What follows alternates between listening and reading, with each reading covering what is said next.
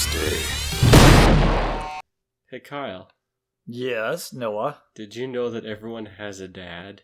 They do? Yes. Hi, welcome to another episode of We Don't Know What to Watch, the podcast where two guys watch a random movie thanks to the power of the internet and magical algorithms. With me as always is the TV dad to my movie dad, Kyle Mulford, and I'm Noah Satter. I am America's dad. Oh, wait. That's Tom Hanks or something. I'm America's funny uncle, so I'm Jack Black. All right. So, what did we watch this time? We watched a family film Did about you watch families. Did you watch the wrong one? No, there are multiple ones called Father's Day. I watched the 2011 Father's Day put out by Troma. Put out by Troma. That says everything, right? Yes. And for those that are the uninitiated, Troma is an output that they are an independent film distributor. They've been gone for almost maybe even 40 years now, and they specialize in a certain kind of film, kind of the fun, trashy, gross, violent kind of movies. Their first film was The Toxic Avenger, probably still one of the most famous. Yeah. And I think there's like 3 sequels and a cartoon series. There was a cartoon called Toxic Crusaders.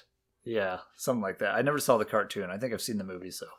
Then they also, not only do they make their own stuff, they also produce things, and they'll take stuff that, I think that, Kaufman put up the money for this because it was a short before.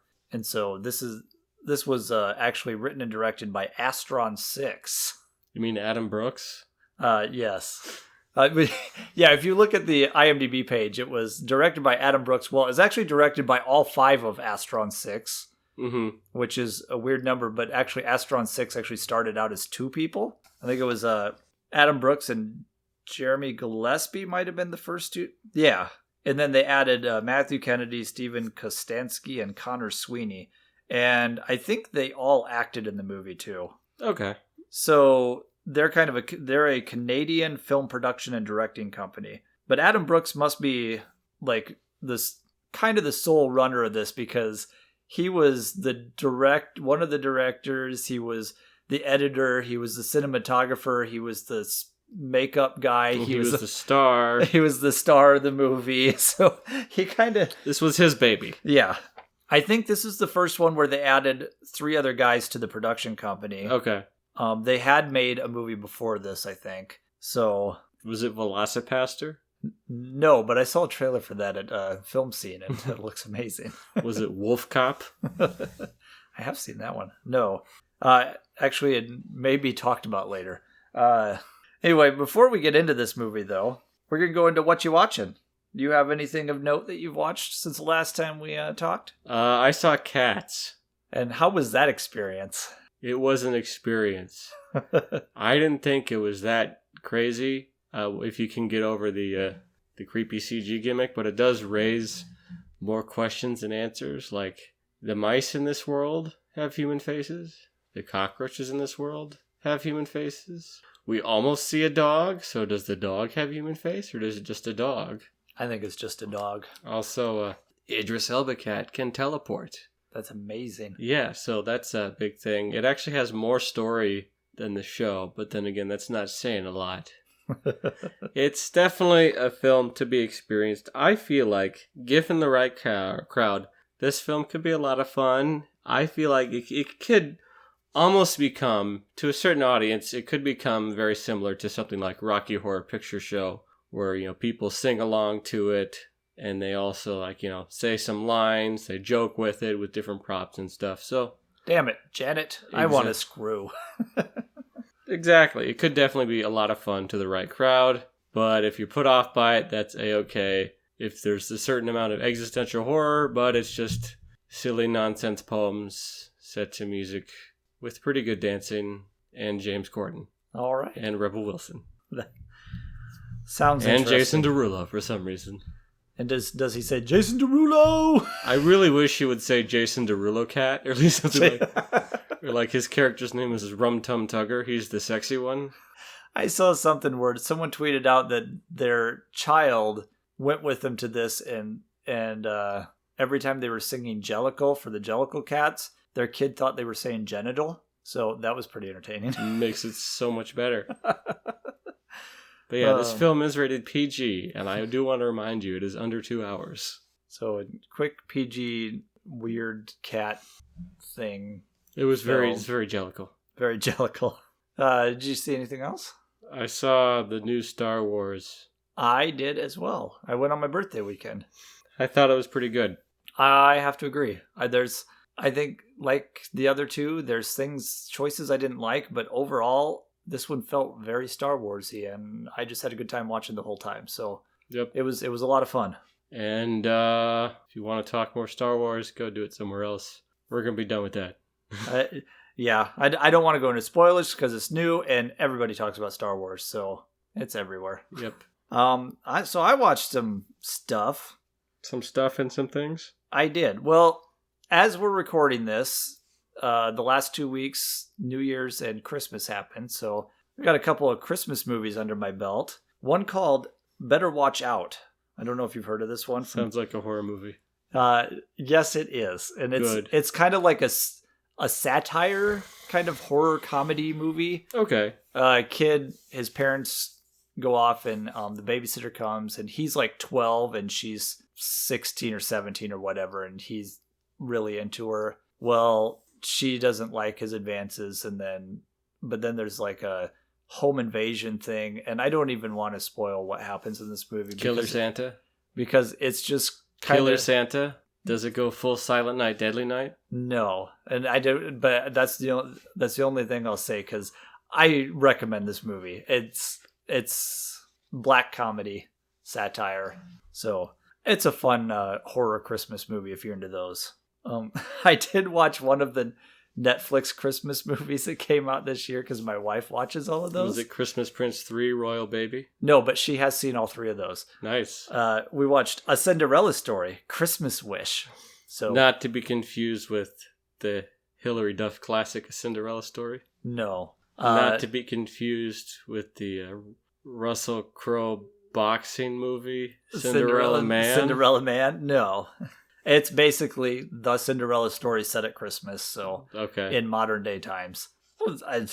It was what it was. It feels like a Hallmark movie. If you're into those, there's a bunch of them on Netflix. Did it have the talking mice? No, there were no talking animals. Well, sorry. That's disappointing. I also saw a small movie that came out this year that didn't really get talked about. I didn't hear much about, called Finding Steve McQueen. And no, it is not about the director or the dead actor. It is an interesting, based on true events movie about the U.S.'s like largest bank heist. That was in 1972 when Nixon was going through his Watergate scandal stuff. Well, some guys I don't remember they were from Ohio, I think. A bunch of crooks there or whatever. They have a shop but then they, small petty crime or whatever. Well, they heard from a source that there was a bank in California that Richard Nixon had illegal campaign funds, like $30 million worth in there. So they went and they drilled a hole through the top of the building to get into it. And over 2 nights over the weekend, they went in and just raided the safe deposit boxes. And they never found the Nixon money, but they got away with, I think the movie said $12 million. I think online I've seen that they got away with $9 million. And so they got away with a lot. They did get it is the largest amount ever in a U.S. bank heist. So I was like, you always hear about the Watergate stuff, but I was like, during that time, I've never even heard of this bank heist before. So I found it kind of interesting. And the funny thing is that this is kind of a spoiler, but I found this really interesting. And the movie is still worth watching, even if you know this. The way they got caught, they cleaned up everything. They did everything right. And the FBI had a correlation between them because they knew they flew in and they had a similar style crime in Ohio. So they had that link, but they couldn't prove anything. Well, they found the house that they stayed at and everything was wiped down. They got caught because they forgot to run the dishwasher. Always run your dishwasher, folks. And like, that's legitimately the real story. That's the only way they got caught, was they didn't run the dishwasher. Crazy stuff. So I really enjoyed the movie. It was fun, and it's got William Fichtner in it. So It's always good. Me and my daughter watched Godzilla, King of the Monsters. Solid. Yeah, that's a good monster movie. I recommend it. There's a lot more Godzilla in it, the last one, and there's a lot more monsters in general. Oh yeah. Fun time. I watched Amazing Grace, and this was interesting because this just came out this year, and apparently when Aretha Franklin recorded her Amazing Grace album, when she went back to gospel, she did it in a Baptist church. I don't know, it might have been where she grew up, and they had a film crew there because they were going to make a documentary of this, and it was, who was it? Sidney Pollack. That's the one who did the Juror one, right? Yeah. Yeah, 12 Angry Men. 12 Angry Men. Yeah, so I think it was Sidney Pollack who was there and filming, and some technical stuff went wrong, I guess, and the film never got made. Huh. Well, they got all the footage, and I don't know, I didn't actually check to see who actually directed this, but they got all the footage, and this is basically just a concert movie of her in the church singing all these gospel songs. Cool. So if you're a fan of Aretha Franklin singing, I mean, this is live footage from the 70s when she recorded this album. So Nice. yeah, it was pretty interesting. And then I watched a couple more Christmas movies written by Shane Black. I watched The Long Kiss Goodnight. I didn't think that I had seen it before, but as I was watching it, I think I saw it when it came out. And that's a fun one. I don't think it's the most well-directed Shane Black written film. It was directed by Rennie Harlan. Oh. But so it's not my favorite Shane Black written movie, because I love Last Boy Scout and Lethal Weapon way more. But it is a fun movie. It's kind of cool. And then speaking of Lethal Weapon, that's the other one I watched, because I got the Blu-ray box set of all 4 movies for Christmas. And Lethal Weapon is a perfect movie. And if you don't think so, you're wrong. Okay. Have you seen Lethal Weapon? Yeah. Okay. Just making sure. And it's a perfect movie, right? Sure. Everyone should watch. That's just something everyone should watch. So I think my recommendation is going to be better watch out if you like dark horror, satire, Christmas movies. And again, just for the interesting fact of it, the Aretha Franklin thing, Amazing Grace, if you're a fan of hers. So that's the stuff that I watched. Yeah. Shall we get into it? Let's do it. Okay.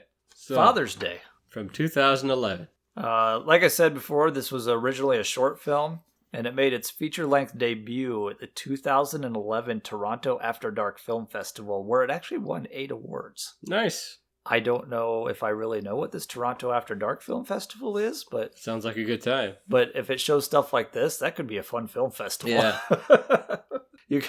You got to go in and with a certain frame of mind for this one. Absolutely.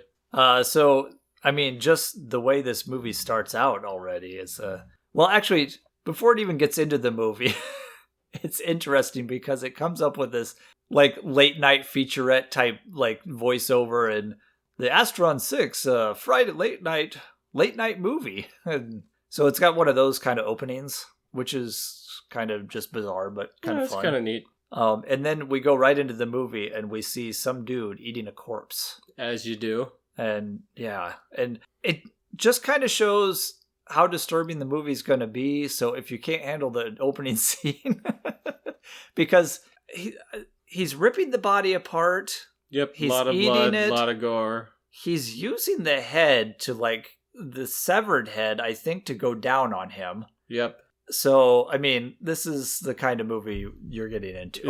It's a family film is what it is. It is. Father's Day. And then you see our main character, Ahab, come in and shoot at him and run over him. And then he gets out of his car, looks down at him and says, "Happy Father's Day," and shoots him.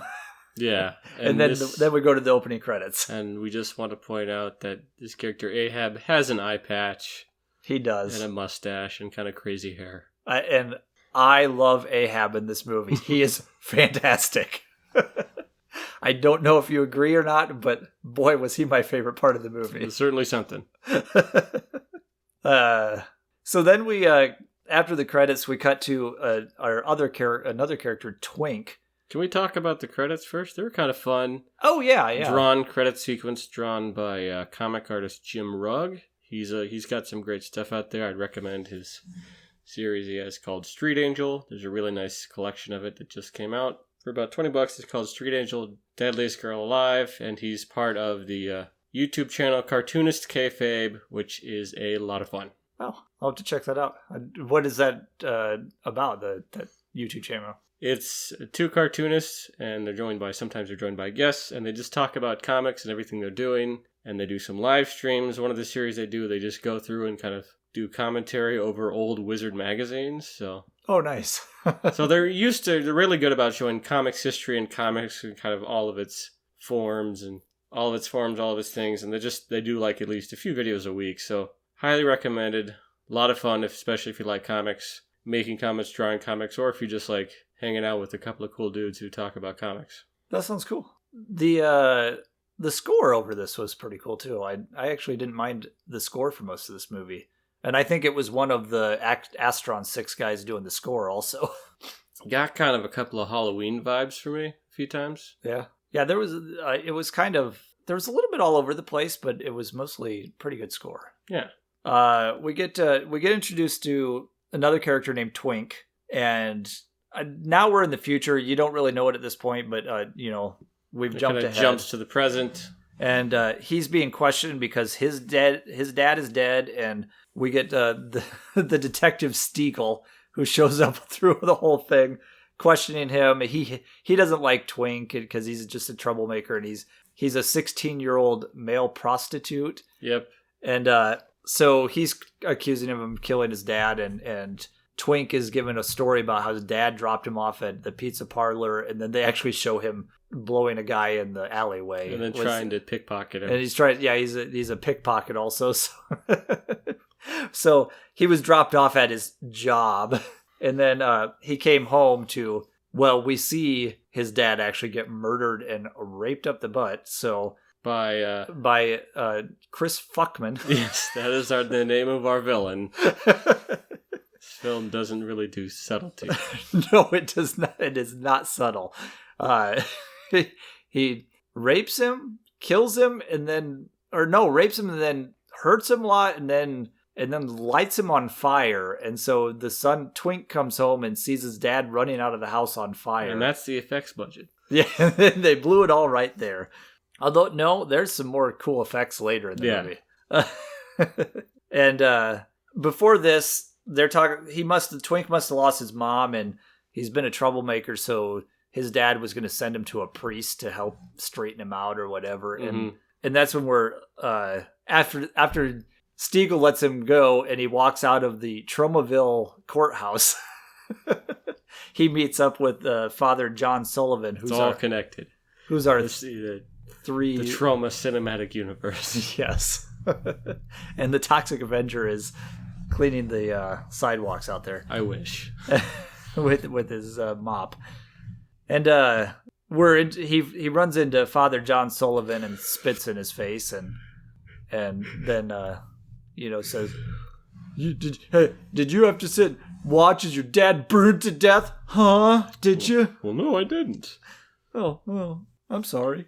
The priest is trying to get with Twink there to help him out, and then we go back to John talking to another priest with like these glowing. So he's blind. He's supposed to be blind. He's supposed to be blind, but wears it's like these white contacts. Yeah, he's got like obvious like contact lenses in that is just blaring white. And they're talking about the Fuckman. Yes. So not only is the bad guy, his name is Chris Fuckman, but then like they just call the bad guy the Fuckman. Yes. And this guy on the deathbed, he raised Ahab and his sister in the church, because then the sister ended up being with the nuns or something like that. Yeah. And so he's like, oh, he was hunting him down this whole time, so he's the only one who can help us find the Fuckman. So then Father John goes to see Ahab because the Fuckman is back. Yeah. And I loved this scene too, because This is where you get really introduced to Ahab, and Father John goes out to like, they go to this montage where he goes through like the forest, and then he's in a boat, and then he's like climbing somewhere else, and he's going across this vast plain, and by the time he gets there, his face is all dirty, his clothes are all torn, and it's like this huge montage sequence. And then he knocks on this cabin in the middle of nowhere. And Ahab says something about, did you know in Indian lore wolves were deaf and they... He just says nonsense. And Father John's just like, I don't think any of that's true. He goes, I need your help with something back. He goes, and Ahab's like, well, I don't think I can because you didn't really believe me and all this stuff. It's just like, it's just really weird because then he's like, do you like syrup and all this stuff? They go out into the woods and he taps a tree. For maple syrup. He goes, the Father John's like, what are you doing? Well, I'm tapping the tree to make syrup. He goes, that's not a maple tree. One of my favorite lines of the movie is, what the hell have I been making syrup out of? So, I don't know. It's just the weirdest conversations in this movie. It is kind of bizarre. That's kind of, the humor's very awkward, kind of absurdist. Yeah. He finally talks him into going with him. And just sort of, to put so Father John plays it pretty straight. He's kind of like the normal person. But then he's kind of like in... Ahab is basically like action hero cliche man. Yes, yeah. With an eye patch and his mustache. He's got his one-liners and they're all just absurd. Yeah. That just don't even make sense. And they go back to town and Ahab goes to a crime scene and that's where he runs into Stiegel, and Stiegel's like, every time you show up in town, fathers start dying. So because Chris Fuckman, the Father's Day killer, only kills people that are fathers. Yes. He has to make sure they're fathers. For some reason. Because when they come across, when he takes Ahab's sister, she's like, no, I'm not a dad. Exactly. But there's a whole thing with them going to a strip club because he finds out that's where his sister's been, because he's been gone for like 12 years. He got his eye cut from Chris Fuckman when he was a kid and saw his dad murdered, and Fuckman cut his eye with a razor blade. So now he's got an eye patch, and he went to jail for 10 years because the person he killed was obviously not Fuckman. It was someone else. So he went to jail for 10 years for that, and he's been gone like 12 years or something. And then so he finds his sister. Since she didn't have an older brother to stick around to protect her, she became a stripper. Yep. Like you do. At a bar called the Low Lifes. Yep. That is one of the few locations in this film. Yeah, so we get to go through since it's a Troma movie, we've got boobs all over, and you got to have a strip club with boobs. And they go in and talk to Chelsea. Which is the sister's name. Yeah, and she doesn't want anything to do with Ahab because he abandoned her. You abandoned me. And then we're going to track down whatever. And it's like, I want to come with you because I've been doing all the research while you've been gone. She's got like notebooks on the Fuckman. Yes. So she leaves and she runs into Twink in the back alley, and apparently they know each other. And those two plus his friend Walnut go back to her place. We got Twink and Walnut. Yes. And the Fuckman comes there because he's trying to attack. He kills Walnut. Yeah, because it's like, Walnut, are you a dad? Well, there was this one girl who talked to me, said she got pregnant. He's like, Walnut, that means you're a dad. Well, technically, I guess. And then lights go off. Fuckman comes in, kills Walnut, scares everybody.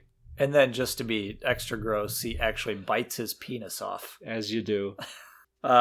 Chelsea shoots at him, and then Ahab shows up, and when Ahab comes in, then him and Twink are there, and Stiegel comes to the door, and they're like, oh man, we don't want Stiegel knowing we're here with all this blood around and stuff. So they both dress up like women and walk past Stiegel. They do their best bosom buddies, and then... And they really don't look like women, and Stiegel's hitting on them. And Yep. Because that's the kind of movie this is. Yes. And then Father John leaves the church at one point, and he finds, I think, Father O'Flynn's head in a box. Father O'Flynn gets killed. And then he finds, like, his notebook, how the reason that Father O'Flynn went blind was because he was researching Fuckman. And apparently Fuckman is, like, the avatar of this demon called the Fuckmanicus. Yeah, because then we see Fuckman tearing someone else apart, and there's a bunch of followers all, hail the Fuckmanicus. Yeah, like these monk robes. Hail the Fuckmanicus. And, well, then we get the chainsaw stripper, which I loved because, you know, why wouldn't a stripper have a chainsaw in the back room? That reminds me of the film Hollywood Chainsaw Hookers, which is... Maybe this is a crossover film. Maybe. That film was made in the 80s, but basically with that film, it's like a detective story. So it's like an old-timey detective going after like these hookers who kill their victims with chainsaws. And they're like part of a weird Egyptian chainsaw cult or something. That's fantastic. Well, we'll pretend that she's part of that. Because the Fuckman comes in and we get the classic scene where he's after Chelsea, and Chelsea has her headphones on, and so the other stripper is topless fighting Chris Fuckman with a chainsaw, and you see them fighting behind her with her giant headphones on, just listening to music. And then she gets kidnapped. All three guys end up together, Twink, Ahab, and Father John, and they try and track down the Fuckman and kill him once and for all. And that's a great scene because they're like, well, we don't want Chelsea to come with us. So like they just left with that. They said, we'll meet you after they left her apartment, we'll meet you at the Low Life later. And they're like, no, we're not. And they just took off. And, and then they're like, so where are we going to go? I don't know. Chelsea took all the notes. Well, we didn't think this out very well, did we? And then there's a car chase. Well, they go back to get her. She's been captured. And she's been captured, so they see a bunch of massacred bodies in the Low Life. And then they have the car chase, which is kind of fun. Like, you wonder how dangerous they were with this because it's low budget. Yeah. Because there's one point where Ahab's standing on the roof of his car and jumps into the back of a truck. I'm going, I don't think they had harnesses and stuff. Yeah, I hope everyone was as safe as they could be. Yeah, maybe they were just driving slower and sped up the film or something like that. Or the VHS or whatever they were filming on. I don't know. It was 2011, but I don't know what they were filming on. It was probably digital. Yeah. And, there was we missed another one of Ahab's great lines. So was when they went back to the Low Life and they found all these massacred people. There's one lady that, like, it's implied that he got her pregnant. Her name is Sleazy Mary, and she runs the place. And then she ended up having to get an abortion. So he was almost a father. But then they go back, and she's the only one that's still living, but she's all just like... She got blasted with a shotgun or something. Yeah, and so she's dying. She's got blood coming out of her mouth and everything. And she's like, if you want to know where he took Chelsea, you got to kiss me. Like, what? And no. He just looks at her and goes, no. You're fucking bloody and gross. He goes, fucking gross. So they end up going and getting in a car chase, and then they run into a rock, and Fuckman gets away with Chelsea. Yep. But they have her notes, so they're able to find his hideout. But first they have to have a weird acid trip scene. Oh, yeah, because they have to have because it's kind of like the Troma movie we watched, Redneck Zombies, where they get into the hooch. the toxic hooch. Does not turn them into zombies.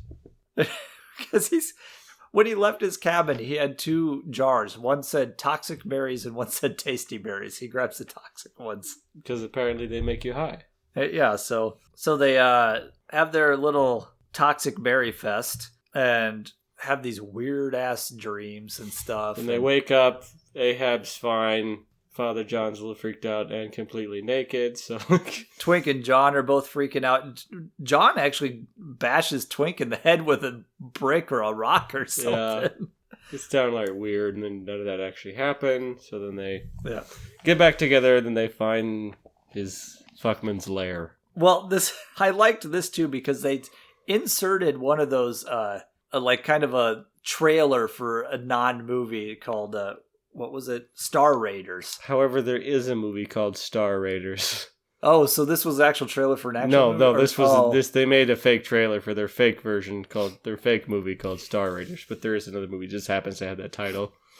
But the great thing about it was they're looking at the notebooks and they go, "Oh, he's at an abandoned amusement park with a bunch of water slides and all that stuff." And well, first of all, Twink goes, "Ha, joke's on him. I peed on all those slides." Of course. But they're like, that's 100 miles away, and their cars. Well, when they got done with the car chase, they're like, "Well, I think we can fix the car," and then it blows up behind them. So they're like, "That's 100 miles away. We'll never get there." And then it cuts to a trailer for Star Raiders. It says, "Astron 6, 3 a.m. Star Raiders," and it goes into this trailer. And then when they come back, they're walking into the theme park.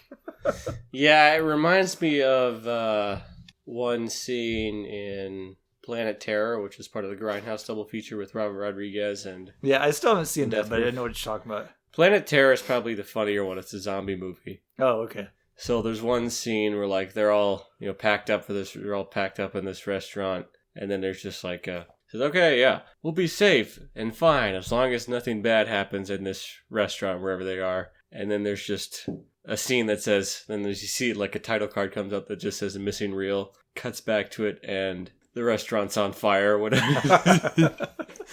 Yeah, it's a good gag if you pull it off right. And I like this one because they cut it just right at the right spot. They're like, "That's 100 miles. We'll never get there on foot. Tonight at 3 on Astron 6." Yeah. So they get to the water slide park and they're going through, and it's like a Saw movie in here because they find a door and they're like, "Look for a key. Oh, there's a dying man in the corner. Maybe he has it." And it's stuck to his tongue, so they have to rip it off his tongue. But I like that they tell Father John to do it, and he's like, "Why?" And Ahab's just like, "Because you do what I tell you to do." And then Twink's trying to convince him, "Oh, you get to do all the fun jobs. I wish I were you. I wish I could take that key off of him. You have fun every day." So he's like, "Okay, I'll do it." But then he does it. It's gross. But then Ahab's the only one wearing gloves. Yeah, that's true. Yeah. And so they get in the room. They find Chelsea, and she's still barely alive. And but Fuckman got away, and so they come chasing after him. And even though they went into a water slide park, they came out of a train tunnel because it's a Troma movie. Yes. And this part was another great one where they're coming out of a tunnel, and then there's like a wall up ahead of them, and Twink points at him. He goes, "Oh, there he is, running up on that wall." And Ahab pulls out a gun and shoots where he's pointing, but he shoots through Twink's hand to get it. Oh, yeah. You shot through my hand, but he still hits Fuckman. And he just runs off with the gun and chases him. And then all of a sudden, they're on a damn waterfall. Yep. So I don't even know how these things are linked or what. Like they just went to completely different locations. And he chases him across the dam, shoots him a couple times, gets up, and then he goes and he starts stomping on his head. Here was another special effect where it's just very like squishy. It was a very squishy head. There was nothing left of that thing when he got done stomping him. And then he throws him over the dam. And he looks back at the other guys and goes, "Woo! Did you see that? That was awesome. That was awesome." And Twink's going, "You shot my hand." He goes, "Well, you weren't helping out with the situation." He goes, "I'm going to go finish him off. Let's go." I'm like, his head is bashed in and you threw him off a cliff. So they go rescue Chelsea and then everything's okay. The end. Right? Oh, of course, yes. No, wrong. Wrong. So wrong. Then we get into the weird stuff. Yes. This is where it gets weird. They find a book. I think you mentioned that earlier where Father John found this demon book or whatever. And the book of Fuckmanicus. Fuckmanicus. Oh, it's a tome. What? A tome. Oh. Oh, a tome. And they find out that he's like a demon and they have to go into hell or something like that. Well, yeah, because they found out that Chelsea has been possessed by the demon Fuckmanicus. Yeah. And then she proceeds to try and have sex with Ahab so then she can... Oh, that's right. They all went their separate ways. So this was before they went. Yeah, so then they could birth the most powerful form of Fuckmaticus ever. Yeah, because they were all sad because... And they're like... And Father John went and he found the book. Twink went and he's trying to have sex with all these women, but then you find out he's gay. And then he pulls the covers down and there's Father John in bed with him. Yeah. And then, before that scene, he's in bed with two women. They're like, well, you're definitely gay. He just goes, aw. And then you have Ahab and his sister comes and starts seducing him. And he's like, whoa, you're my sister. I mean, not that I don't think you're hot or anything. And then he just gives in and has sex with her like 7 ways till Sunday. Yeah. And it's awkward.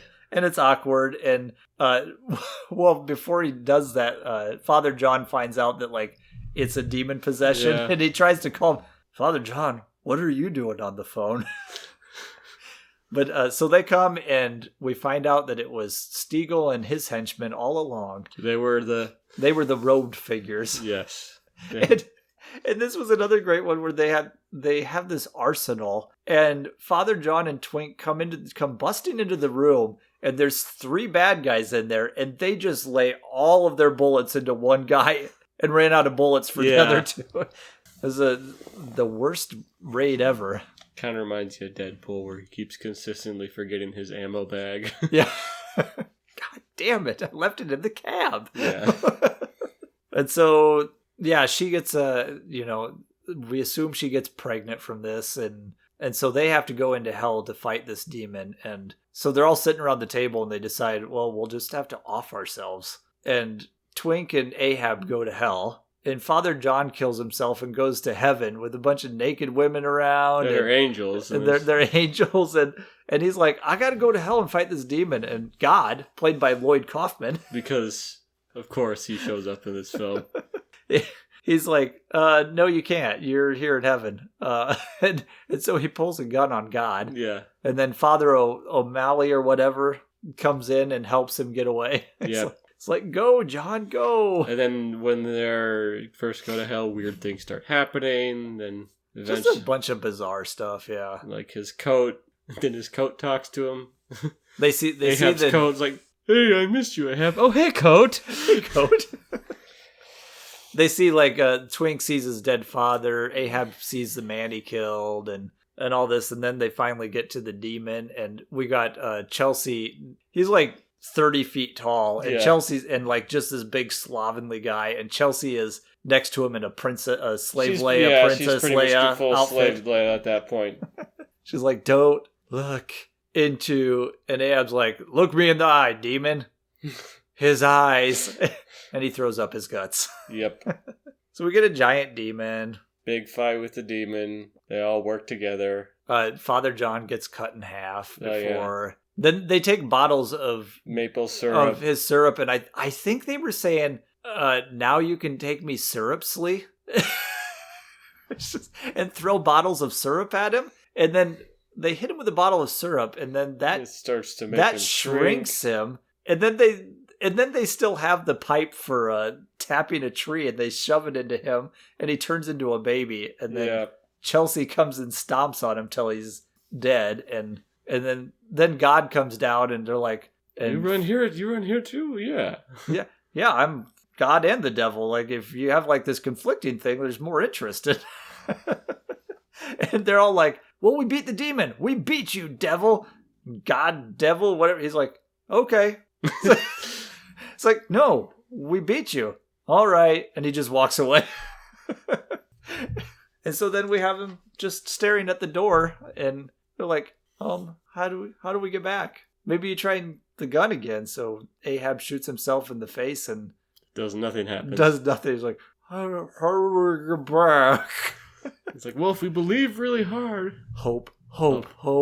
And then it cuts to like the 3 dead bodies. Just flies buzzing and a cat licking it. A cat walking by. And then the credits roll over the dead bodies. This movie was bizarre. Yeah. In the best kind of way. Would you recommend it?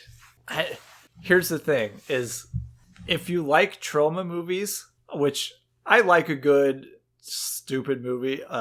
Your B movies, your low budget movies, and stuff like that. If they're really fun, and this is one of the more fun Troma movies I've seen. I really enjoyed this one a lot, actually, as a Troma movie. Is it a good movie? No. Is it a fun movie? Yes, lots of fun.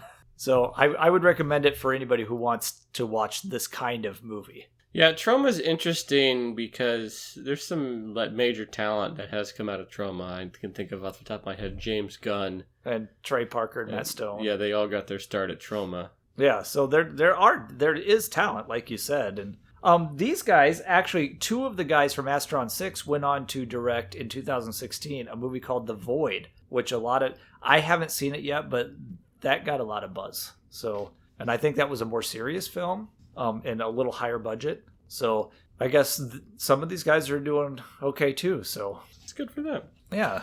I didn't really particularly care for this movie. I like Troma movies. I don't know. This one just didn't do it for me. Okay. I think it was mostly Ahab and his dialogue that did it for me. Like, maybe if Ahab wasn't such a great character for me, I might not have enjoyed it as much. But like some of the stuff that he said, I just loved how nonsensical it was, and his delivery of it was great too. He was very deadpan with the nonsense one-liners. So yeah, I'd recommend this myself as this kind of movie, a Troma movie.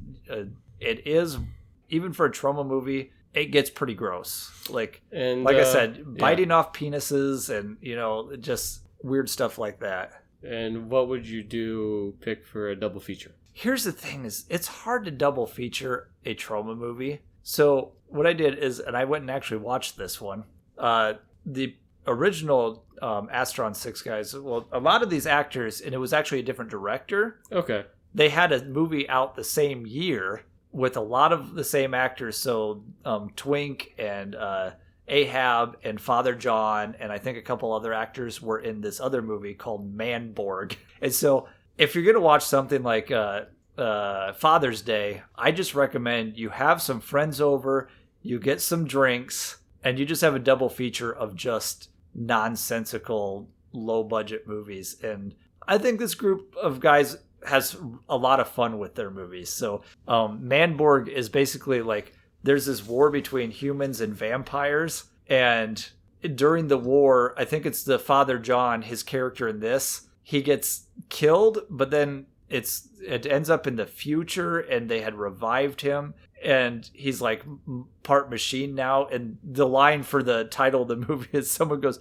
"Who are you?" He looks down at his flesh hand and goes, "Man." Looks down at his robot hand and goes, "Borg. I'm Manborg." Instead of cyborg. And so he's Manborg, and he's gonna fight all the vampires with another group of individuals, and the lead vampire is played by the Ahab character, and his name is Draculon. Nice. Or something like that. So I just recommend a double feature, but have friends over and just have a laugh with these. Yeah, I would. My double feature would be this movie, and then also a film called None of That, which is about sort of like an ass-kicking nun with guns who goes after like not a true crime family, an organized crime family that teamed up with the devil. Nice. And at one point, she goes to heaven, and then Jesus has a song. It's like an auto-tune Jesus song. It's I think weird. I've talked about this before, and I need to see it. I definitely none of that. None spelled N-U-N. None of that. I'll have none of that. Actually, I'll have a lot of that, please. Okay, so those are our double feature recommendations. I don't know where you can find None of That, but you can find Manborg also on Amazon Prime, where you can find Father's Day. So there's your Amazon Prime double feature. And hopefully None of That is somewhere, because I kind of want to check that one out. So should we run to the wheel here? Sure. And hit all genres. Okay. 70% or greater. Spin it to win it.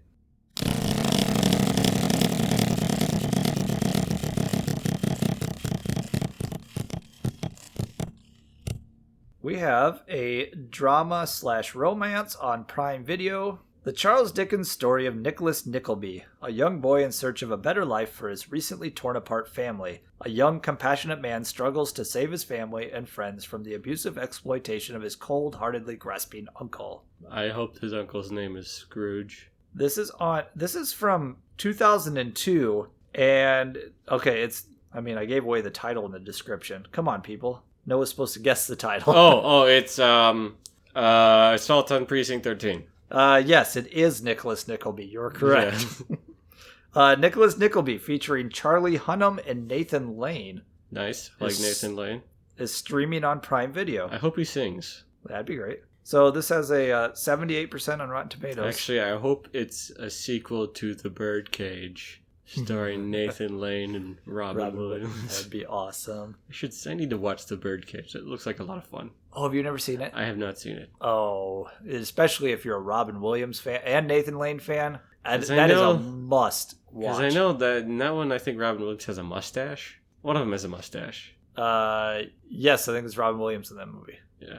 It's been a while since I've seen it. It's fantastic, though. I've seen it a few times. It is one of those rare ones where they took a well-regarded foreign film and remade it, Americanized it, and made a fantastic film, which they like to do a lot. I saw that Will Ferrell has a movie coming out now. It was called Downhill, and I started watching the trailer. I'm like, I'll see what this is. And right when it started, I was like, oh, is this going to be some stupid skiing comedy with Will Ferrell that's no Ski Patrol? I love Ski Patrol, but I don't want to see a Will Ferrell stupid comedy. And then as it goes, there's like an avalanche coming, and he runs off, and his wife and 2 kids are still on the patio, and then the avalanche doesn't kill everyone. And then I'm going, wait a minute, this is that foreign movie Force Majeure. So yeah, it is a remake of Force Majeure. Nice. But yeah, sometimes remakes of foreign films do work. Obviously, then there's stuff like, I guess unofficially, there's Seven Samurai and Magnificent Seven, which are both good. Yeah, and I like stuff like that where it's a completely, like, it's the same storyline, but they put it as a Western, so that they change the setting, they change it, instead of just making it the exact same movie. And then kind of like how they did with Insomnia, which was originally took place in Norway, and then they changed it to Alaska. So yeah, and that was a decent movie. I like Christopher Nolan, and he did well with that one, because that was the one that he did, right? Yeah, because I think that was one of the only ones that he didn't write. Mm-hmm. But yeah, I've kind of gotten burned out on Nolan. He gets too Nolan-y after a while. Yeah, Dunkirk, it was totally unnecessary to do the time hopping. That did not add to the story at all. And it actually made it confusing. It was 25 minutes in before I realized what the hell was happening. And then I was like, oh, now I can follow along. But I was like, that didn't need to happen that way. But I am excited to see Tenet. So I haven't seen the trailer. I'll probably see it. I didn't see Dunkirk. Just kind of missed it. I liked Dunkirk, but it was probably one of my least favorite Nolan films. I liked Interstellar. There's not a lot of Nolan I don't like. So even The Dark Knight Rises? I have to like that by default because I'm in that movie. Oh, I forgot. But no, I do. Are you actually in that movie? Yes, the football stadium. I'm in the football. I'm in the stands. You just happen to be there for filming? I knew about the thing, so I drove there with a couple of other Where friends. were they filming it? Like Chicago? Or? Pittsburgh. It's in Heinz Stadium. So yeah, I was there when and so Nolan was there obviously because he's a director. But I'm sure he was very far away. Actually, I was probably 7 or 8 rows up, and he was right up there by the bleachers, and people around me were yelling down to him. He was answering back. He was actually really cool about some of the stuff that, like, they're yelling out, like, did the top fall and all that stuff. And there was a great moment where, I mean, it wasn't great for him, but he was using the IMAX cameras in there. And I think he had 2 of the cameras, and there's only like 3 IMAX cameras out there. And he's filming, and all of a sudden we hear, because it was a panning shot of the crowd. Unfortunately, I'm not in any close-up shots of the crowd, but I am the long shots. I'm in there somewhere. Okay.